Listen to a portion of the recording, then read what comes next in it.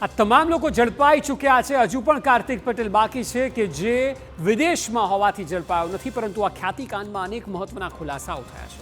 એ ખુલાસાઓની વાત કરીએ તો સૌથી પહેલું જે ધ્યાને આવ્યું છે તે ફ્રી હેલ્થ કેમ્પના નામે આ કૌભાંડ ચાલતું હતું, અને એ પણ ટીમ બનાવીને। આ લોકો જે છે સીઈઓ આપ જે જોઈ રહ્યા છો ચિરાગ રાજપૂત છે, અને આ તમામ લોકોને રાખ્યા હતા અને તે લોકો ફ્રી કેમ્પ કરતા હતા। એટલે કોઈ પણ ગ્રામીણ વિસ્તારમાં રહેતા લોકોને એવું થાય કે જો મફતમાં હેલ્થ ચેકઅપ થઈ જાય છે તો ખોટું શું છે, જવું જોઈએ ને ચેકઅપ કરાવવું જોઈએ। ક્યાં ક્યાં ચેકઅપ કરતા?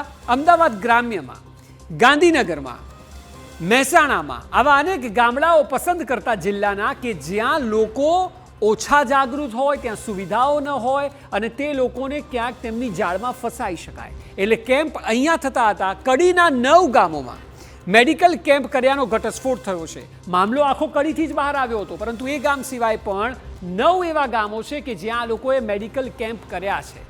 રૂપિયા કમાવવા એક જ મહિનામાં 13 ગામમાં મેડિકલ કેમ્પ કર્યા। આ લોકોને એવું હતું કે ગ્રામીણ વિસ્તારમાં કરીશું એટલે કોઈને ખ્યાલ નહીં આવે અને આ જ પ્રકારે આપણો ધંધો ચાલતો રહેશે, અને એટલે જ આ પાંચે હવે આ રીતે ઊભા રહેવાનો વારો આવ્યો છે, કારણ કે આ કૃત્ય તેઓએ કર્યું છે। એન્જિયોગ્રાફીના નામે અનેક લોકો સાથે તેઓ છેતરપિંડી કરતા હતા। આજે વિચાર કરો કે જેને જરૂર નથી, કોઈ ઘૂંટણની દવા કરાવવા ગયું છે, એન્જિયોગ્રાફી કરી, એન્જિયોપ્લાસ્ટી કરી, કોઈને મોતિયાની તકલીફ છે, એટલે આ લોકો જે આ સ્થિતિમાં આવ્યા છે તે ખરેખર એ પ્રકારના કૃત્ય કર્યા છે। જરૂર ન જણાય, જરૂર ક્યાંય ન હોય તો પણ લોકોના ઓપરેશન કરી નાખ્યા, કારણ કે PMJAY અંતર્ગત તે રૂપિયા ક્લેમ કરવામાં આવે અને હોસ્પિટલની તો 70% આવક આ જ પ્રકારના કૌભાંડ પર નિર્ભર કરે છે। રાજકોટ, સાણંદ, સુરેન્દ્રનગર અને અમદાવાદમાં કુલ 8 લોકોના મોત થયા છે। અત્યાર સુધી ફિલ્મોમાં સાંભળતા કે ક્યાંક આરોપ લાગતા કે હોસ્પિટલ બિલ વધારે બનાવે છે, ડિસ્ચાર્જ લેટ કરે છે એટલે બિલ વધારે બને, પરંતુ આપ કલ્પના કરો જેને જરૂર જ નથી તે લોકોના હૃદય આ લોકોએ ખોલી નાખ્યા છે।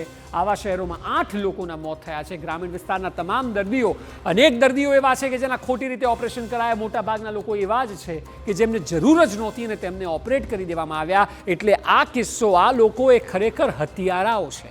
આ લોકોને હત્યારા જ કહેવા પડે એટલા માટે, કારણ કે આ જાણતા હતા કે જેનું દર્દીનું તે ઓપરેશન કરી રહ્યા છે તેને તેની જરૂર જ નથી, તે મરી શકે છે અને લોકો મર્યા પણ છે, અને એટલા માટે તેમને યોગ્ય સજા થવી ખૂબ જરૂરી છે।